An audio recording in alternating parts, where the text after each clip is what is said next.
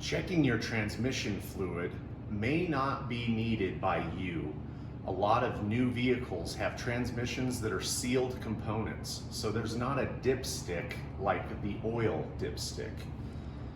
On some vehicles, there will be a dipstick that looks just like the oil dipstick, but it will have a transmission picture on it.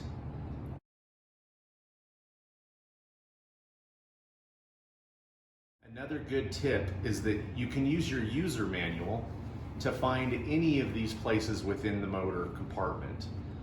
When you do check your transmission fluid, make sure that your vehicle is not hot.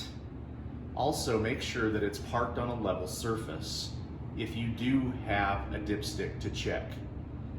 If your transmission is acting up, it will be slipping when it's switching gears or making a strange winding noise. And this is when you would want to go into a service department for maintenance to check the levels of your transmission.